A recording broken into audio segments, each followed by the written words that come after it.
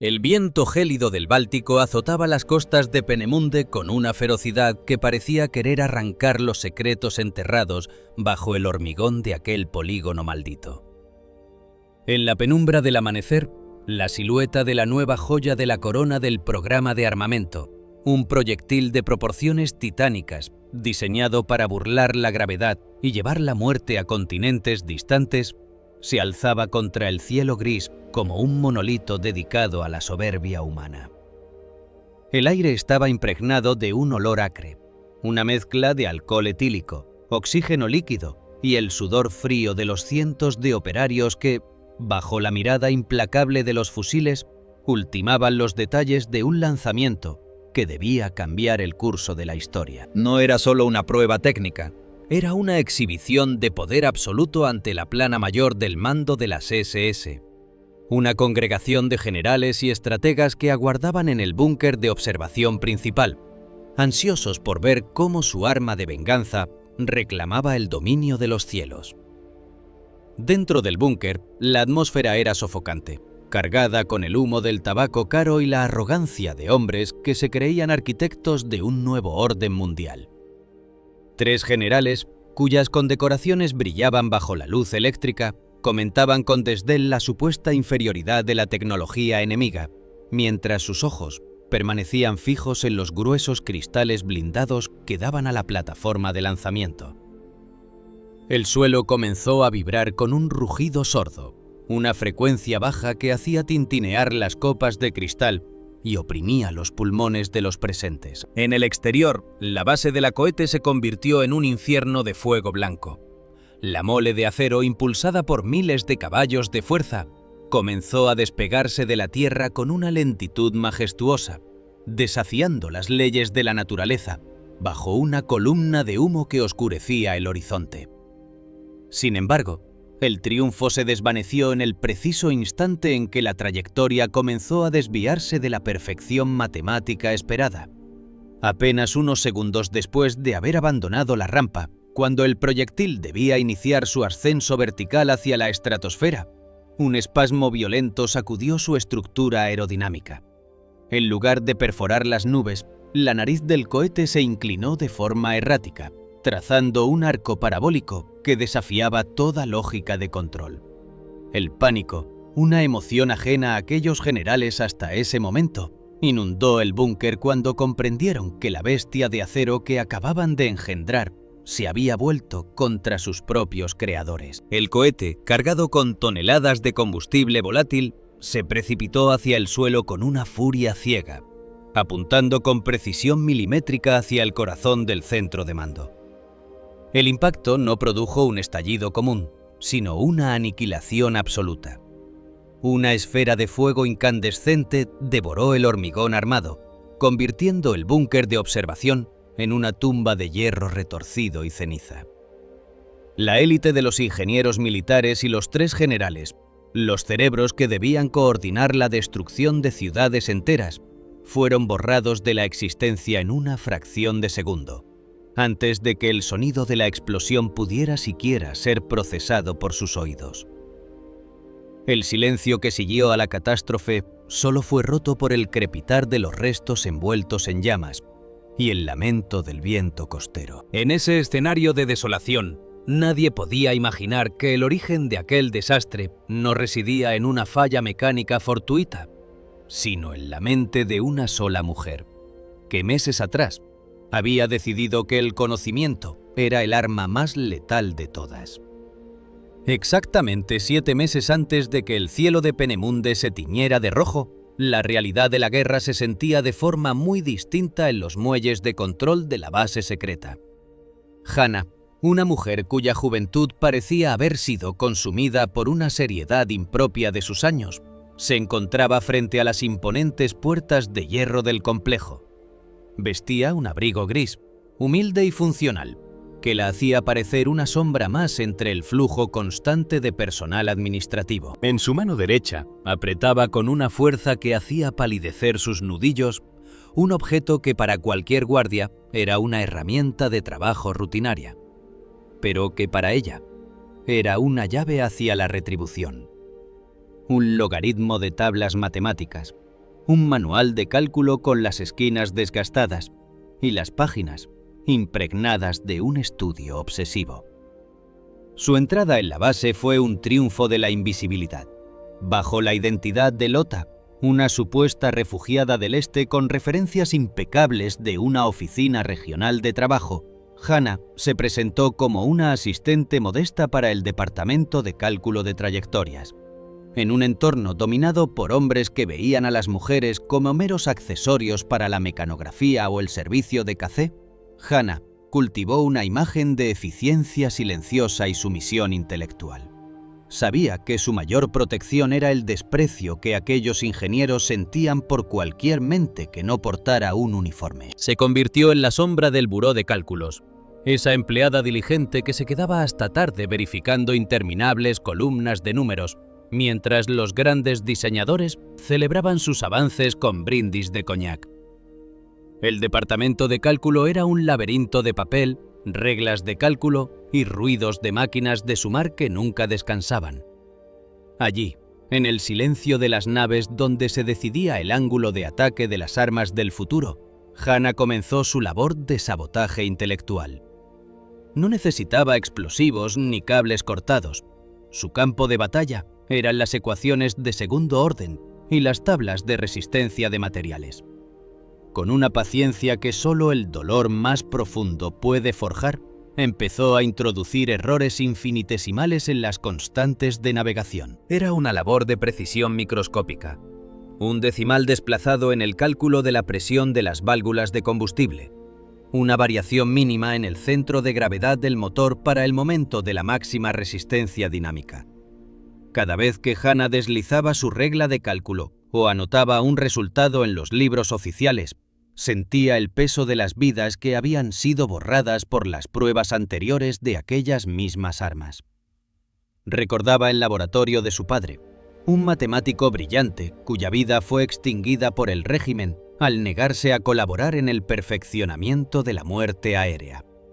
Ese recuerdo era el combustible de su voluntad, una llama fría que la mantenía alerta mientras fingía ser la dócil Lota frente a los supervisores de las SS. Sabía que los ingenieros, en su carrera frenética por cumplir con las exigencias de Hitler, no revisarían los cálculos base una vez que estos hubieran sido validados por el confiable departamento de auxiliares. Su invisibilidad social era el velo que ocultaba la destrucción que estaba tejiendo con números. El ambiente en Peenemünde era una mezcla tóxica de ambición científica y fanatismo militar. Hannah observaba desde su rincón cómo el director del programa, un hombre poseído por la visión de los viajes espaciales, pero ciego ante el horror que financiaba sus sueños, se paseaba por las oficinas prometiendo la victoria total. Ella asentía con la cabeza baja, fingiendo timidez, mientras en su mente calculaba cuánto tiempo tardaría el error acumulativo en las tablas de logaritmos en manifestarse durante el vuelo real. No buscaba simplemente que el cohete fallara. Buscaba que el fallo ocurriera en el momento de mayor impacto simbólico y humano para la estructura de mando. Su objetivo era decapitar la dirección técnica del proyecto, devolver al pozo de la incertidumbre a aquellos que creían haber dominado el fuego de los dioses. Las noches en los barracones para trabajadoras civiles eran una prueba de resistencia mental. Hannah debía mantener su máscara de silencio absoluto, evitando cualquier conversación que pudiera revelar su verdadera educación o sus intenciones. Dormía con su manual de logaritmos bajo la almohada, como quien abraza una reliquia sagrada. En la oscuridad repasaba mentalmente las parábolas y las funciones trigonométricas, asegurándose de que el error durmiente que había inoculado en el sistema de guía fuera indetectable para cualquier auditoría de rutina. Se sentía como una tejedora del destino, una mujer que, armada únicamente con lápiz y papel, estaba socavando los cimientos de la tecnología más avanzada del planeta. Con el paso de las semanas, Hannah se ganó la confianza absoluta de los jefes de sección. Su capacidad para resolver problemas complejos con una rapidez asombrosa, siempre atribuida a una dedicación servil y no a una genialidad propia, le permitió acceder a los planos finales de la rampa de lanzamiento y a los protocolos de seguridad del búnker de inspección. Fue allí donde realizó su ajuste más audaz, una modificación en los parámetros de compensación del viento lateral, que, combinada con la inestabilidad del motor que ella misma había provocado en los cálculos de combustión, aseguraría que el cohete se inclinara exactamente hacia las coordenadas del refugio de los oficiales superiores. Era una geometría del asesinato, una ejecución matemática orquestada desde una oficina de contabilidad. El día previo al gran lanzamiento, el complejo era un hervidero de actividad febril. Los generales llegaron en sus relucientes automóviles negros, trayendo consigo el aura de invencibilidad que el régimen proyectaba sobre el mundo. Hannah, observando desde la ventana de su biró, vio cómo se dirigían al búnker con la confianza de quienes esperan un espectáculo de fuegos artificiales glorioso. Sintió un escalofrío, no de miedo, sino de una realización inminente. El perno defectuoso que ella había validado en sus informes de tensión, la mezcla de combustible con la densidad sutilmente alterada en los manuales de carga. Todo estaba listo. Los números, sus fieles soldados invisibles, estaban en sus puestos, esperando la orden de ignición para cumplir con su venganza. En la soledad de su escritorio, momentos antes de que se ordenara la evacuación de las áreas administrativas hacia los refugios secundarios, Hannah abrió su viejo libro de logaritmos una última vez. Acarició las páginas manchadas de grafito, pensando en su padre y en todos los que habían caído en el camino hacia ese momento de retribución. No sentía el remordimiento que a veces se espera de quien prepara una carnicería. Sentía la fría satisfacción del artesano que ha logrado una obra maestra de sabotaje. Para ella, el estallido que estaba a punto de ocurrir no era una tragedia, sino un acto de equilibrio cósmico. El fuego de Peenemünde no sería un accidente del progreso, sino la firma de una mujer que demostró que el intelecto, cuando se une a la voluntad de justicia, puede derribar muros de hormigón y ejércitos de generales con la sencillez de una coma mal puesta en un registro de vuelo. Mientras caminaba hacia el refugio asignado, escuchando ya el primer rugido de las bombas de combustible cobrando vida, Hannah dejó su logaritmo olvidado sobre una mesa común. Ya no lo necesitaba. Los cálculos estaban grabados en el acero del cohete y en el destino de los hombres que aguardaban en el búnker. Al cerrar la puerta tras de sí, una leve sonrisa, la primera en 7 meses, iluminó su rostro cansado. En el exterior, el gigante de metal comenzaba a rugir, preparándose para el acto final de una ópera de fuego que ella misma había compuesto en el silencio de sus noches insomnes. El mito del arma secreta estaba a punto de convertirse en la pira funeraria de sus creadores, y ella, la modesta Lotta, sería la única que comprendería realmente por qué el orgullo de la ingeniería imperial decidió de pronto inclinarse ante la tierra que pretendía abandonar. La cuna de la genialidad de Hannah no fue un taller ruidoso ni una trinchera embarrada, sino el silencio reverencial de las bibliotecas y los gabinetes de estudio de Gotinga, la ciudad que durante siglos había sido el epicentro del pensamiento matemático europeo. Hija de un eminente profesor de balística y mecánica celeste, Hannah creció en un hogar donde el aire mismo parecía estar saturado de teoremas, y el sonido de fondo de su infancia no fue el de las nanas, sino el rítmico rasguear de la tiza contra la pizarra. Para ella, los números nunca fueron abstracciones frías o herramientas de cálculo desprovistas de alma. Desde que tuvo uso de razón, Hannah poseyó la extraña y hermosa capacidad de percibir las matemáticas como una forma de música sublime. Donde otros veían densas columnas de datos, ella escuchaba armonías. Donde sus contemporáneos luchaban con ecuaciones diferenciales, ella veía el flujo natural de una corriente de agua o la trayectoria inevitable de un astro. Su mente era un laboratorio de precisión absoluta, capaz de resolver en segundos operaciones que a los equipos de cálculo de la universidad les tomaba jornadas enteras. Su padre, consciente de que poseía un prodigio en casa, la guió a través de los laberintos de la física teórica, no como quien enseña una disciplina, sino como quien muestra a un artista cómo dominar su pincel. Le enseñó que la balística era el arte de predecir el futuro a través de la comprensión del presente.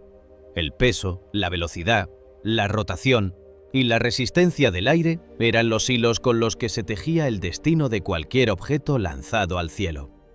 Sin embargo, ese santuario de conocimiento y paz intelectual se desmoronó cuando la sombra de la ideología empezó a asfixiar la libertad académica. El arresto de su padre, acusado de falta de fervor por negarse a subordinar las leyes de la física a los delirios de grandeza del régimen, marcó el fin de la inocencia de Hannah. El estruendo de las botas en la escalera de su casa y el vacío que dejó la desaparición del profesor fueron las lecciones más crudas que la realidad le impuso. En un mundo gobernado por la fuerza bruta, el intelecto debía convertirse en un arma invisible. Fue en la clandestinidad donde Hannah encontró su segunda educación. Un antiguo colega de su padre, un hombre de rostro cansado y manos temblorosas que operaba en las redes del subsuelo antifascista, se convirtió en su protector y mentor en el arte del engaño. Él comprendió que el mayor activo de Hannah no era solo su cerebro, sino su apariencia.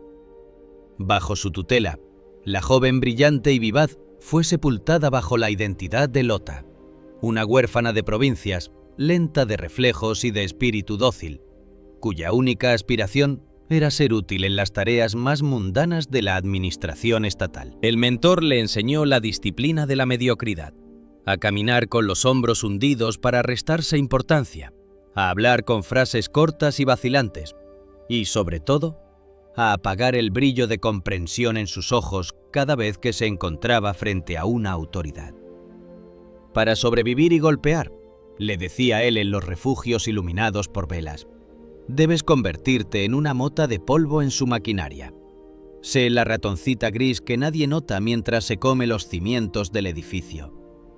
Con esta máscara perfectamente ajustada, Hannah llegó a las instalaciones de Peenemünde. Su labor oficial en el complejo era de una monotonía aplastante: transcribir interminables tablas de valores de un registro a otro, una tarea que los científicos del programa consideraban puramente mecánica, adecuada para una asistente sin pretensiones intelectuales como ella. Los ingenieros jefes, hombres que se pavoneaban por los laboratorios con el orgullo herido de quienes se creen los nuevos arquitectos del universo, pasaban por su lado sin dedicarle una segunda mirada. Para ellos, Lotta era simplemente una pieza más del mobiliario burocrático, una joven diligente pero limitada, que movía números de una columna a otra con la parsimonia de un autómata. Ignoraban, en su arrogancia ciega, que cada vez que Hannah trasladaba un dato, su mente lo procesaba, lo analizaba y lo contrastaba con el diseño integral de la máquina de guerra que estaban construyendo. La ironía de su situación era casi insoportable. Mientras los científicos de las SS discutían acaloradamente sobre las inestabilidades de vuelo y las desviaciones de los sistemas de guía, Hannah, desde su pequeño escritorio en un rincón del ala de cálculos, conocía las respuestas que a ellos se les escapaban.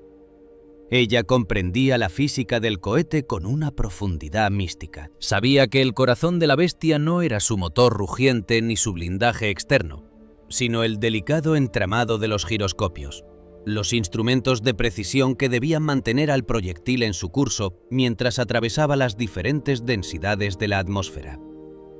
Para Hannah, el funcionamiento de un giroscopio era una danza de fuerzas que ella podía visualizar con los ojos cerrados. La precesión, el momento angular y la fricción eran conceptos que sentía en su propio cuerpo. Mientras los diseñadores oficiales se perdían en teorías complejas, ella veía con claridad meridiana las fallas estructurales en el sistema de compensación de la trayectoria. Ese conocimiento superior fue la base de su estrategia de sabotaje. No necesitaba alterar los planos principales ni robar secretos militares. Le bastaba con manipular la interpretación de los datos de prueba que ella misma transcribía. Con una sutileza quirúrgica, empezó a introducir variaciones mínimas en las tablas de corrección que los operarios utilizaban para calibrar los instrumentos de navegación. Un ajuste de 1 milímetro aquí, una alteración de 1 grado allá. cambios tan infinitesimales que resultaban invisibles para cualquier auditoría, pero que, acumulados bajo las condiciones extremas de un lanzamiento real, se convertirían en una fuerza de desviación incontrolable. Hannah estaba programando el fracaso en el ADN mismo del cohete, utilizando la propia confianza de los científicos en sus asistentes dóciles, como el velo que cubría su traición. La vida de Hannah en Peenemünde era una representación teatral constante que exigía una tensión psicológica devastadora. Debía escuchar las fanfarronadas de los oficiales sobre la destrucción inminente de las capitales enemigas, mientras mantenía una expresión de indiferencia boba. Debía soportar las correcciones condescendientes de ingenieros que, en términos de capacidad matemática pura, no eran más que escolares comparados con ella. Sin embargo, cada humillación y cada mirada de desprecio fortalecían su resolución. Se sentía como un virus inteligente infiltrado en el sistema nervioso de un gigante. Un virus que no buscaba matar de inmediato, sino esperar al momento en que el gigante intentara dar su paso más ambicioso para hacer que sus propios reflejos lo derribaran. En la soledad de su habitación, cuando las luces de la base se apagaban y solo quedaba el eco del mar Báltico contra los muelles, Hannah recuperaba brevemente su verdadera identidad. En la oscuridad, repasaba mentalmente las ecuaciones de la jornada, verificando que el error latente que había inyectado en el sistema de guía siguiera siendo indetectable. Sentía el peso del logaritmo bajo su almohada, el único vínculo físico con su pasado y con la sabiduría de su padre. En esos momentos de introspección, Hannah comprendía que su lucha no era solo por la victoria de un bando sobre otro, sino una defensa de la ciencia misma. Su padre le había enseñado que la verdad matemática era sagrada y que usarla para la aniquilación sistemática de seres humanos era la mayor de las blasfemias. Al sabotear el cohete, Hannah sentía que estaba redimiendo los números, rescatándolos de las manos de aquellos que querían convertirlos en herramientas de un apocalipsis planeado. La indisibilidad de la ratoncita gris era total.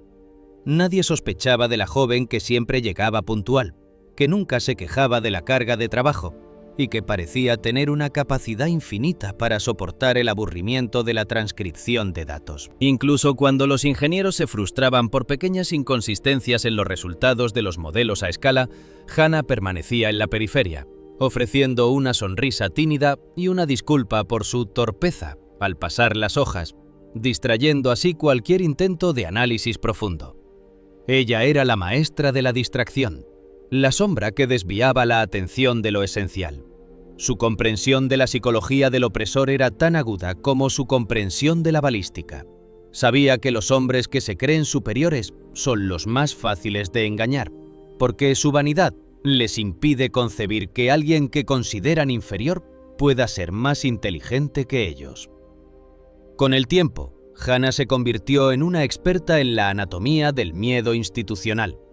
Veía cómo la presión de Berlín por obtener resultados inmediatos hacía que los científicos tomaran atajos, confiando ciegamente en los departamentos auxiliares para acelerar los procesos de validación. Esa era su ventana de oportunidad. Empezó a validar informes de resistencia que sabía que eran erróneos y a aprobar calibraciones de giroscopios que contenían la semilla de la inestabilidad dinámica. Cada cifra que ella corregía era un clavo más en el ataúd de la cúpula militar que supervisaba el proyecto. Hannah no era una destructora impulsiva, era una arquitecta del desastre programado, una mujer que entendía que para derribar una montaña no se necesita un mazo, sino encontrar el punto exacto de fractura donde la gravedad hará el resto del trabajo. A medida que se acercaba el día del gran lanzamiento ante el alto mando de las SS, la tensión en Peenemünde alcanzó un punto de ebullición. Hannah se mantenía más silenciosa que nunca, una presencia fantasmal que se movía por los pasillos de hormigón con una diligencia aterradora. Sabía que los ojos del mundo, y los de sus enemigos, estarían puestos en ese cohete, pero solo ella conocía la verdad oculta tras las columnas de números perfectos que adornaban los manuales oficiales. La ratoncita gris había terminado su nido en el corazón del sistema, y el pulso de la historia latía ahora al ritmo de sus cálculos secretos. En su mente, la música de los números ya no era una armonía de creación, sino una marcha fúnebre, compuesta para aquellos que habían convertido la inteligencia en una fosa común. Y ella estaba lista para dirigir el último compás de esa sinfonía de fuego y redención. En el santuario gélido y estéril que era el buró de cálculos de Penemunde, donde el único sonido permitido era el tableteo rítmico de las máquinas de sumar y el susurro de las hojas de papel desplazándose sobre los escritorios de roble, Hannah operaba en una dimensión de peligro que trascendía lo físico. Bajo su apariencia de lota, la asistente diligente y de mirada distraída, se escondía una mente que procesaba la realidad en términos de trayectorias y vectores de fuerza. Su mesa de trabajo estaba perpetuamente sepultada bajo pilas de hojas de registro de vuelo y tablas logarítmicas, los textos sagrados sobre los que se cimentaba la navegación de los proyectiles que pretendían humillar al mundo. Para los ojos de sus supervisores, Hannah era poco más que una herramienta de transcripción, un autómata que movía columnas de números con una precisión mecánica. Pero en el silencio de sus pensamientos, ella estaba librando una guerra de desgaste molecular contra la lógica misma del Reich. La oportunidad para el sabotaje técnico surgió cuando se le encomendó la tarea de actualizar las tablas de referencia para los sistemas de guía automática, los cerebros electrónicos primitivos que debían corregir el rumbo del cohete en pleno vuelo. Con una audacia que solo nace del conocimiento absoluto, Hannah decidió no alterar los componentes físicos del giroscopio, sino corromper la información que éste utilizaba para interpretar la realidad. En la soledad de las horas extraordinarias, mientras la luz amarillenta de su flexo proyectaba sombras alargadas sobre las fórmulas, Hannah introdujo lo que ella llamaba una falla sistémica durmiente. Con un movimiento de pluma casi imperceptible, alteró una única cifra en el sexto lugar decimal de los logaritmos críticos de compensación dinámica. Aquella alteración era una obra maestra de la maldad matemática.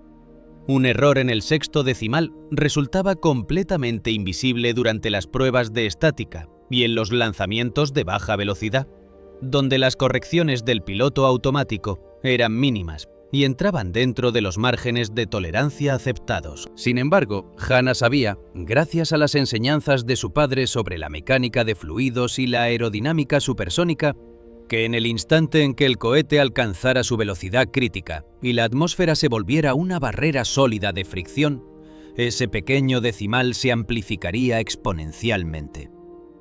El sistema de guía, confiando en una tabla viciada, empezaría a corregir desviaciones inexistentes, entrando en una espiral de retroalimentación positiva que acabaría por confundir al proyectil, obligándolo a trazar una trayectoria errática que lo devolvería violentamente hacia la Tierra, incapaz de distinguir el cielo del horizonte.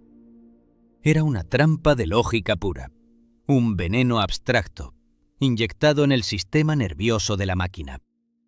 Mientras sus dedos trazaban aquellas cifras condenatorias, la mente de Hannah se desviaba hacia una urgencia aún más inmediata y sangrienta. En el transcurso de sus tareas administrativas había tenido acceso a los informes de personal del complejo de construcción subterráneo, documentos marcados con el sello de secreto de Estado, que detallaban el destino final de la mano de obra esclava que había perforado las entrañas de la isla.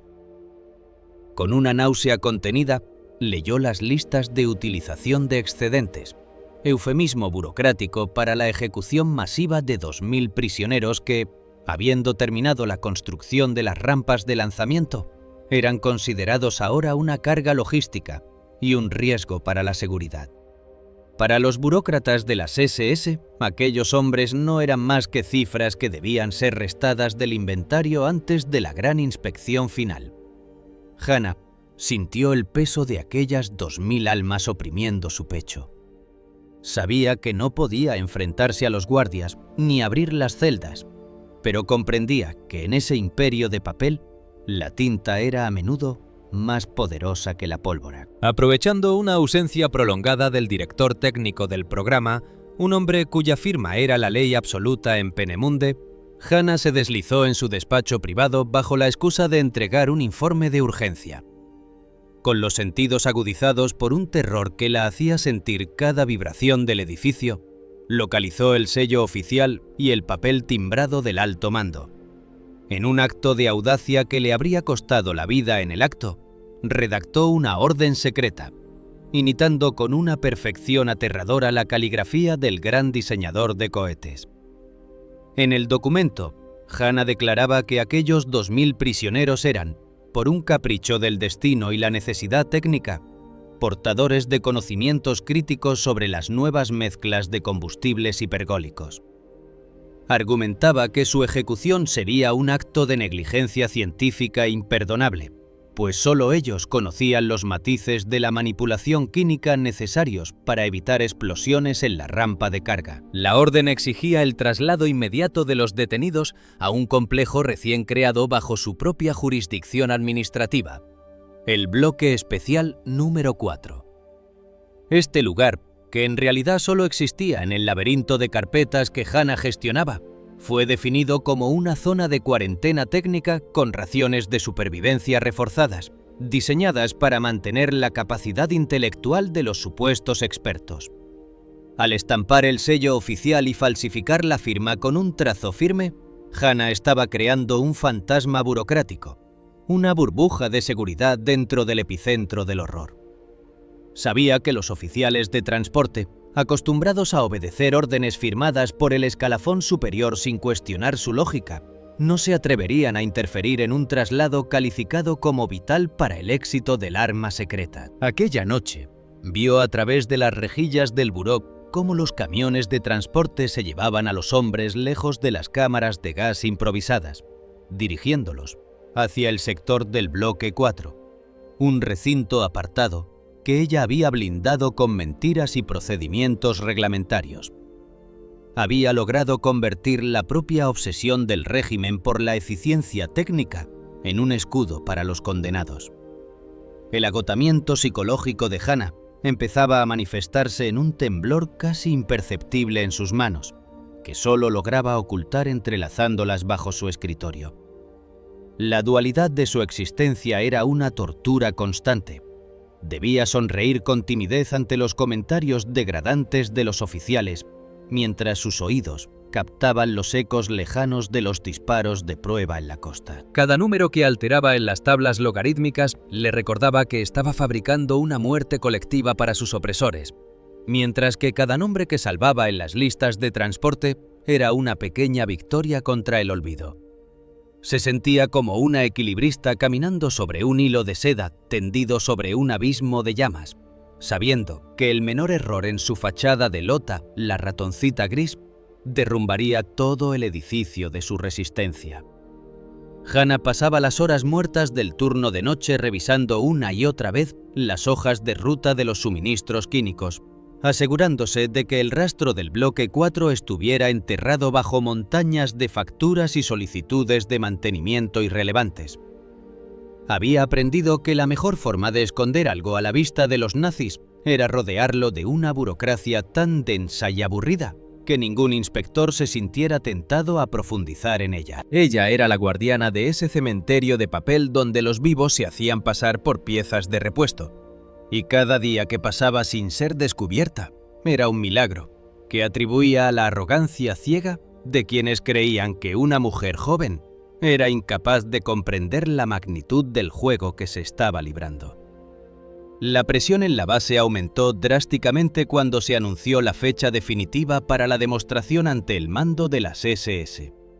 Hannah sabía que su sabotaje matemático entraría en acción en ese preciso momento, y que la investigación posterior sería implacable. Pero su mente estaba más centrada en la seguridad de sus 2000 expertos en combustible.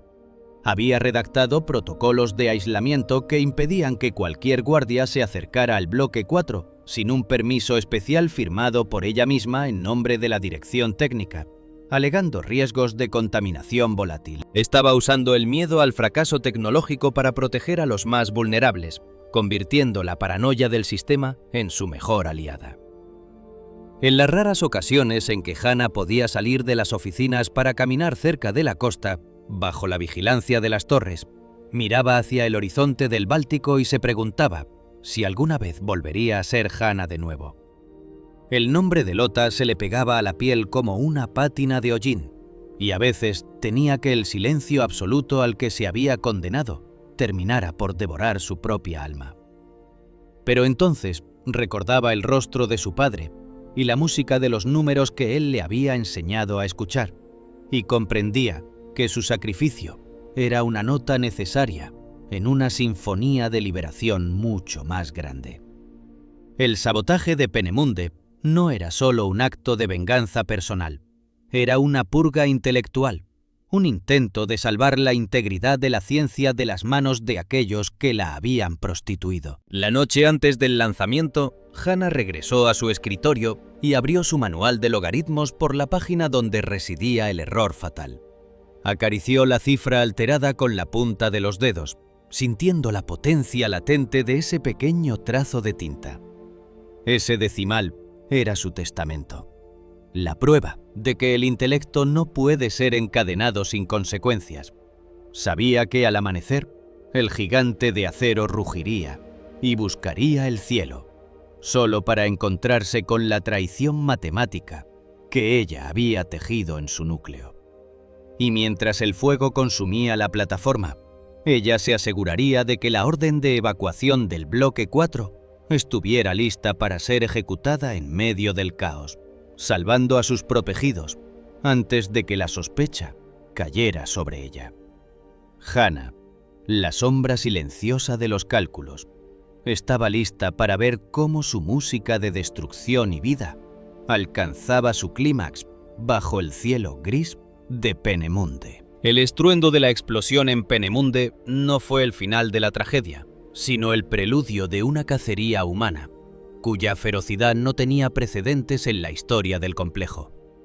Mientras el humo negro y aceitoso del combustible de cohete aún se elevaba desde las ruinas del búnker, convirtiendo el amanecer en una noche artificial, el silencio del asombro fue reemplazado por el chillido histérico de las sirenas y el ladrido de las órdenes militares. El aire, saturado de partículas de hormigón pulverizado y carne quemada, se volvió irrespirable.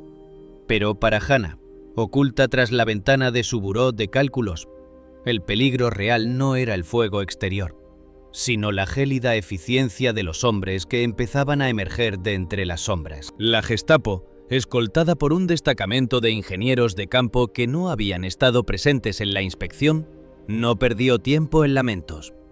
Su primera reacción fue el cierre total de la base y la confiscación de cada hoja de papel, cada registro y cada manual de vuelo que hubiera pasado por las manos del personal técnico. Hannah observó desde la penumbra cómo los camiones de la policía secreta cercaban el ala de administración. Sabía, con la precisión matemática que gobernaba su vida, que el tiempo se había agotado. Los investigadores del Reich, hombres poseídos por una paranoia metódica, no tardarían en rastrear la anomalía del sexto decimal. En un entorno donde cada variable era sometida a un escrutinio maníaco tras un fallo, sus errores de transcripción resaltarían como manchas de sangre sobre la nieve. No era una cuestión de si la descubrirían, sino de cuántas horas tardarían en llegar a su escritorio. El miedo era una presencia física, un frío que se enroscaba en su espina dorsal, pero su mente, entrenada en la música de los números, se negaba a sucumbir al pánico. Necesitaba borrar el rastro, destruir la fuente de su traición y desaparecer antes de que el cerco se cerrara definitivamente sobre el cuello de Lotta. Su objetivo inmediato era el archivo central, ese laberinto de estanterías de madera donde se custodiaban los originales de las tablas logarítmicas y los registros de calibración. Hannah se movió por los pasillos con una rapidez felina, aprovechando el caos que reinaba en las naves de montaje. En su bolsillo guardaba un frasco de magnesio en polvo que había sustraído días atrás de los laboratorios de metalurgia, una sustancia cuya combustión era tan intensa y cegadora que resultaba casi imposible de extinguir con métodos convencionales. Al llegar al archivo, la estancia estaba desierta. Los guardias habían sido reclutados para las tareas de rescate en el polígono. Sin vacilar, Hannah derramó el polvo metálico sobre las carpetas de navegación y prendió una mecha química que ella misma había fabricado. La ignición fue instantánea. Una luz blanca, insoportable para el ojo humano, iluminó las estanterías, seguida de un calor voraz que empezó a devorar décadas de investigación balística. No era simplemente un incendio. Era la incineración deliberada de su rastro, la purificación por el fuego de las pruebas que la condenarían a un patíbulo de hierro. Mientras las llamas se propagaban con una furia química, alimentadas por el papel seco y la estructura de madera del edificio, Hannah se deslizó hacia los vestuarios del cuerpo auxiliar femenino. Allí, en medio del humo que empezaba a invadir los pasillos, se deshizo de su humilde atuendo de Lota, la ratoncita gris, y se enfundó en el uniforme azul grisáceo del cuerpo de comunicaciones. Se ajustó la gorra ocultando su cabello y se miró un segundo en el espejo roto. La asistente dócil había muerto. Ahora solo quedaba una operaria de radio anónima, una pieza más en el engranaje de una base en estado de emergencia. El caos exterior era su aliado más valioso. La explosión del búnker y el incendio en el archivo habían colapsado la cadena de mando. Hannah salió a la plataforma de carga, donde el aire vibraba con el estruendo de los camiones que evacuaban material sensible y heridos. Su mirada se fijó en un pesado vehículo blindado de correos que se preparaba para abandonar el complejo con destino a la comandancia regional. No era un camión de tropas, donde la vigilancia sería extrema, sino un transporte de sacas de correspondencia y documentos de baja prioridad que, en medio de la crisis, pasaría los controles de seguridad con una inspección superficial. Con la autoridad fingida que le otorgaba el uniforme de comunicaciones, Hannah se acercó al conductor, alegando órdenes de escoltar un despacho de urgencia. El hombre, abrumado por el humo y las órdenes contradictorias que gritaban por los altavoces, apenas le dedicó una mirada antes de señalarle la parte trasera del convoy. El viaje fuera de Peenemünde fue una agonía de vibraciones y sombras. Escondida entre las sacas de lona que olían a tinta y a miedo administrativo, Hannah sintió cómo el camión superaba los 3 anillos de seguridad del complejo. Cada vez que el vehículo se detenía ante una barrera, su corazón se convertía en un motor de alta presión, esperando el grito de alto que nunca llegó. La arrogancia de la seguridad del Reich fue su salvación. Nadie esperaba que el saboteador que había aniquilado a 3 generales estuviera viajando en un camión de correo ordinario, vestida con el uniforme de las mismas mujeres que servían el café en las oficinas de enlace. A medida que la base se alejaba en el horizonte, reducida a una columna de humo negro bajo el cielo del Báltico, Hannah empezó a respirar de nuevo, aunque sabía que el camino hacia la verdadera libertad apenas comenzaba. Después de recorrer unos 50 kilómetros por carreteras secundarias, aprovechando una reducción de la marcha en una curva pronunciada cerca de un denso cinturón forestal, Hannah se lanzó al vacío. Rodó por la maleza, sintiendo el golpe seco de la tierra contra sus costillas, y se internó en la espesura antes de que el conductor del camión pudiera notar su ausencia. El bosque la recibió con un silencio gélido, un refugio de pinos y niebla donde su uniforme azul se convirtió en una carga delatadora. Siguiendo un mapa mental que había memorizado meses atrás, basado en las rutas de contrabando que los partisanos le habían susurrado en Gotinga, Hannah se deshizo de las insignias y la gorra, transformando de nuevo su apariencia en la de una caminante solitaria en un país en guerra. Su destino final estaba a cientos de kilómetros, las cumbres nevadas de los Alpes suizos, la frontera que separaba el infierno de la neutralidad. La travesía por el territorio del Reich fue una prueba de resistencia que llevó a Hannah al límite de sus fuerzas físicas. Caminaba de noche, guiada por las estrellas y por un instinto de supervivencia que se había afilado en los pasillos de Peenemünde. Se alimentaba de raíces, de agua de lluvia y de lo poco que podía mendigar en granjas aisladas, fingiendo ser una refugiada que huía de los bombardeos aliados. Cada vez que escuchaba el motor de una patrulla aérea o el ladrido de un perro en la distancia, se ocultaba en las zanjas, sintiendo el peso del mundo sobre sus hombros. Pero el pensamiento de los 2000 hombres que había salvado en el bloque 4 y el eco de la explosión que había decapitado el programa de cohetes le daban la energía necesaria para seguir moviendo sus pies llagados sobre el barro y la roca. A medida que el terreno comenzaba a elevarse y el aire se volvía más puro y punzante, Hanna supo que se acercaba a las estribaciones de los Alpes. El paisaje industrial y opresivo de la llanura alemana quedaba atrás, reemplazado por la majestuosidad indiferente de las montañas. El ascenso fue una lucha contra el agotamiento y la hipotermia. Los senderos eran traicioneros, cubiertos de hielo quebradizo y rodeados de abismos que reclamaban un paso en falso. Pero para Hanna, la montaña no era una barrera, sino una aliada. En la soledad de las alturas, lejos del ruido de las máquinas de sumar y de los gritos de los oficiales, recuperó su verdadera identidad. Ya no era la ratoncita gris ni la operaria de comunicaciones. Era la hija del profesor de Gotinga, la mujer que había derrotado a los gigantes del acero con la fragilidad de un decimal. La última etapa de su huida fue un duelo contra la vigilancia fronteriza. Los pasos de montaña estaban custodiados por nidos de ametralladoras y patrullas de montaña expertas. Hanna tuvo que utilizar todo su conocimiento sobre la física del sonido y la trayectoria visual para moverse entre las sombras de las crestas, evitando los focos de búsqueda que barrían las laderas. En la última noche, bajo una tormenta de nieve que ocultaba su rastro, Hanna cruzó la línea invisible que separaba el horror de la esperanza. Al desplomarse sobre la nieve de una vertiente suiza, agotada y casi al borde de la inconsciencia, sintió que el peso de los logaritmos y las muertes que había cargado durante 7 meses finalmente se desvanecía.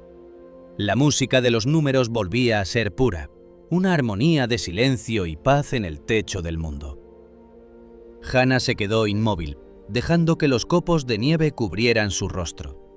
Detrás de ella, el imperio seguía ardiendo en su propia locura, pero ella había cumplido con su parte del trato con el destino. Había usado la ciencia para redimir a la humanidad, convirtiendo el instrumento del apocalipsis en el monumento a su fracaso. Mientras los guardias fronterizos suizos se acercaban a su posición, atraídos por la mancha oscura de su cuerpo sobre el blanco inmaculado, Hanna cerró los ojos y pudo ver, por última vez, la trayectoria perfecta del cohete en Peenemünde inclinándose hacia la Tierra. No fue un error de cálculo, se dijo a sí misma antes de perder el sentido. Fue la justicia absoluta de la matemática aplicada a la tiranía. El escape de Peenemünde no era solo su salvación personal, sino el testimonio final de que el intelecto, incluso en la más absoluta soledad, siempre encuentra el camino hacia la luz a través de las sombras más densas de la historia. El año 2012 descendió sobre la ciudad de Londres, envuelto en una de esas neblinas persistentes que parecen brotar de las mismas piedras del Támesis, una bruma que desdibujaba los perfiles de la modernidad y devolvía a la capital británica su aire de misterio secular. En el silencio aséptico de las salas de investigación de los archivos desclasificados del MI6, un historiador, cuya vida había transcurrido entre legajos y microfilmes, se topó con una carpeta de cartón amarillento que cambiaría para siempre la percepción del final de la Gran Guerra. El expediente, marcado con el sello de máxima prioridad y titulado Operación Cero, contenía una amalgama de documentos capturados en las ruinas de las instalaciones de investigación alemanas y una serie de testimonios manuscritos que habían permanecido enterrados bajo el peso del secreto de Estado durante casi 7 décadas. A medida que el investigador pasaba las páginas, una narrativa de heroísmo invisible y precisión matemática empezaba a emerger de entre los informes técnicos y las declaraciones de posguerra. Los documentos alemanes describían, con una mezcla de furia y desconcierto, la cadena de fallos estadísticamente imposibles que habían plagado el programa de cohetes en Peenemünde tras el desastroso lanzamiento que aniquiló a la cúpula técnica de las SS. Pero el verdadero núcleo emocional de la carpeta no residía en los gráficos de balística, sino en las declaraciones de los supervivientes del que fue conocido en los registros de la Administración del Horror como el Bloque Especial número 4. Aquellos hombres, devueltos a la vida desde los bordes del exterminio, hablaban con una reverencia mística de una figura fantasmal, una joven clériga, una asistente silenciosa a la que apenas recordaban como una sombra entre los escritorios, cuya intervención administrativa los había declarado indispensables para una ciencia que apenas comprendían. Los testimonios pintaban el retrato de una salvadora sin nombre que había operado en el corazón mismo del sistema nervioso del enemigo. Los supervivientes describían cómo, en medio de la maquinaria de muerte más avanzada de la época, una sola mujer había creado un oasis de supervivencia, utilizando únicamente el papel y la tinta como escudos. Gracias a su audacia, 2000 seres humanos habían sido alimentados y protegidos bajo el pretexto de una pericia técnica inexistente, mientras ella, en la absoluta soledad de su despacho, tejía la red de mentiras burocráticas que mantenía a raya a los verdugos. Pero la revelación más impactante para el historiador llegó al cruzar los datos de los fallos de los cohetes con los diarios de guerra de la Defensa Aérea de Londres. Los análisis técnicos contenidos en la Operación Cero confirmaban que los errores introducidos en las tablas logarítmicas por aquella joven habían tenido un efecto devastadoramente sutil.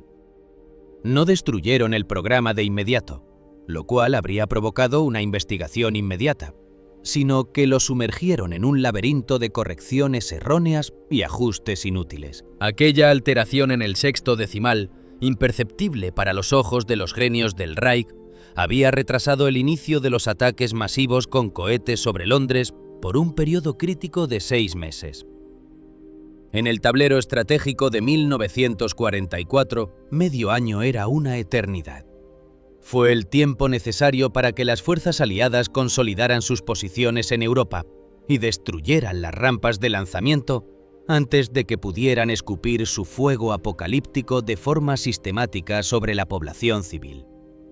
Decenas de miles de vidas londinenses, que habrían sido borradas por la caída de las armas de venganza, se habían salvado gracias a la punta de un lápiz y a la voluntad inquebrantable de una mujer que entendía la física de la caída mejor que sus creadores. Mientras la noticia de la desclasificación empezaba a filtrarse en los círculos académicos, la búsqueda de la identidad de la protagonista de la Operación Cero condujo a los investigadores hacia los tranquilos y venerables claustros de la Universidad de Oxford.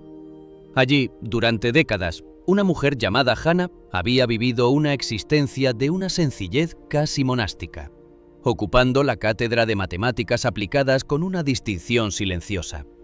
Para sus colegas y alumnos, la profesora Hannah era una mente brillante pero reservada, una experta en la teoría de números que parecía encontrar una paz profunda en la resolución de los problemas más abstractos y puros de la disciplina.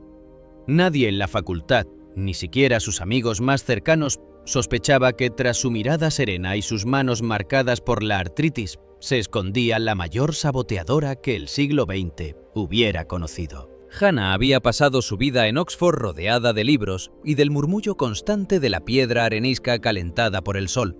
Un mundo de orden y verdad que ella misma había ayudado a preservar a un costo personal incalculable. Nunca había solicitado reconocimiento, nunca había escrito sus memorias, ni había buscado las medallas que el mundo ahora quería colgar de su cuello. Para ella, la recompensa no residía en la fama, sino en el hecho mismo de haber redimido la ciencia que amaba. Durante sus clases, a menudo hablaba a sus alumnos sobre la integridad de las cifras y sobre cómo un pequeño error puede alterar el destino de un sistema completo, una lección que ellos interpretaban como una metáfora matemática, ignorando que su maestra hablaba desde la experiencia directa de haber descarrilado un imperio con un decimal. La revelación de su historia la transformó, de la noche a la mañana, en la heroína invisible más grande de la contienda. El mundo descubrió con asombro que la mente de una sola mujer, armada únicamente con la música de los números y una valentía forjada en el duelo, había resultado ser una potencia más destructiva para la tiranía que toda la maquinaria de guerra del Reich. Su historia era la demostración definitiva de que el intelecto, puesto al servicio de la justicia, posee una fuerza cinética que ninguna armadura puede detener y que ningún búnker puede contener. Hannah no había luchado con fusiles, sino con la lógica. No había conquistado territorios, sino que había reclamado el derecho de la humanidad a no ser aniquilada por su propio progreso técnico.